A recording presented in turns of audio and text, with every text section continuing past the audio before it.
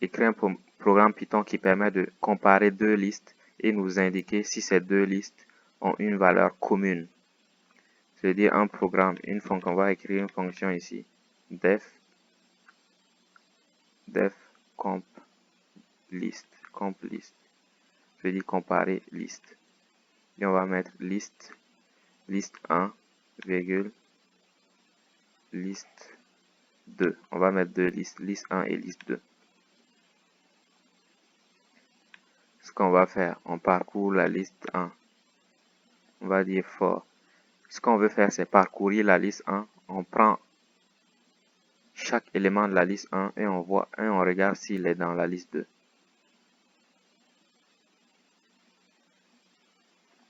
On prend ici, on dit for i in liste 1 pour soit i qui est un élément de liste 1, on va voir if i in liste 2. Si i est dans la liste 2, on return. Return, ça veut dire on arrête le programme. S'il y a un élément en commun, s'il y a une valeur commune, on va afficher ce message là, on va dire print.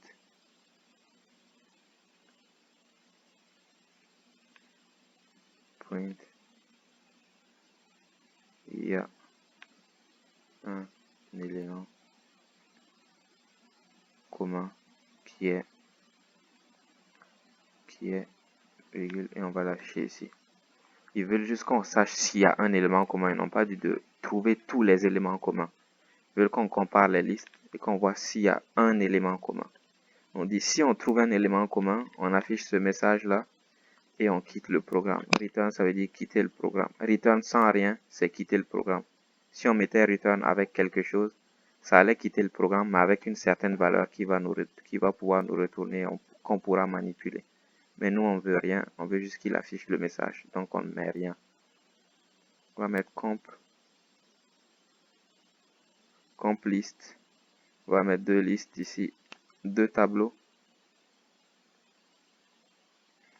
1, 2, 3. Et l'autre côté, 4, 5, 2. Et on va voir ce que ça donne. Exercice 30. Donc, il y a un élément commun qui est 2. Vous voyez ici, il y a un élément commun qui est 2. Ici, notre curseur rentre dans la liste 1. Il prend un élément de la liste 1. Il regarde si cet élément est dans la liste 2.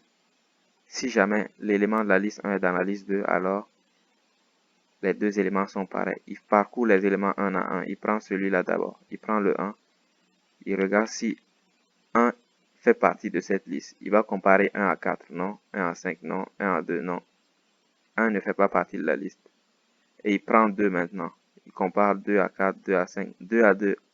Les deux éléments sont pareils. Donc, il affiche ce message-là et il quitte la fonction.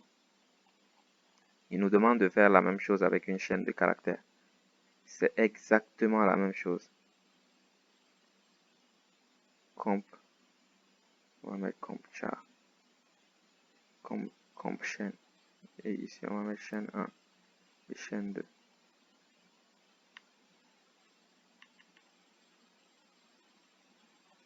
Chaîne 1 et chaîne 2. On dit pour un caractère dans la chaîne 1, si ce caractère est dans la chaîne 2,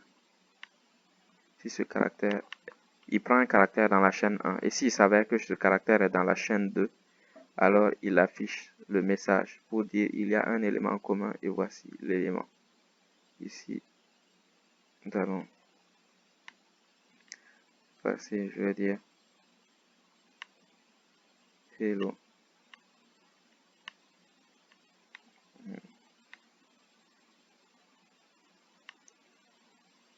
Oui.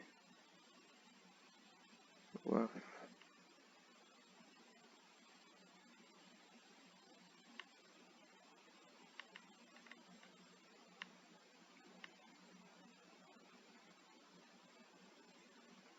Wakfu.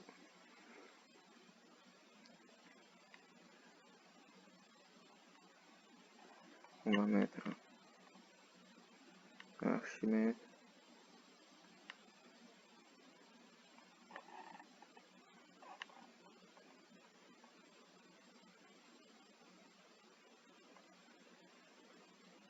Piment. Ou Archimède programme. Archimède programme. Ici, on va voir ce qu'il va donner comme résultat. Là, on va le commenter pour qu'il n'affiche rien. On voit ici le caractère, il y a plein de caractères en commun en fait. Il y a A qui se retrouve ici. Il y a R qui se retrouve aussi. Il y a M qui se retrouve. Mais dès qu'il va trouver le premier, il va arrêter le programme. Vous voyez, il y a un élément commun qui est R. Vous allez me demander pourquoi il n'a pas trouvé le A. Pourquoi il n'a pas choisi le A en fait. Parce qu'ici, il les compare. Parce qu'en fait, dans l'ordinateur, ce A là, le grand A là et le petit A ne sont pas pareils. Nous, les humains, on dit qu'ils sont pareils, oui, mais là, dans l'ordinateur, ils ne sont pas encodés de la même façon. Donc, quand l'ordinateur va chercher un A, ce A là, il va chercher vraiment un grand A. Il ne va pas chercher un petit A. C'est pourquoi lui, il n'a pas été trouvé en premier. On vient de résoudre l'exercice. Mettez votre partie du code dans les commentaires.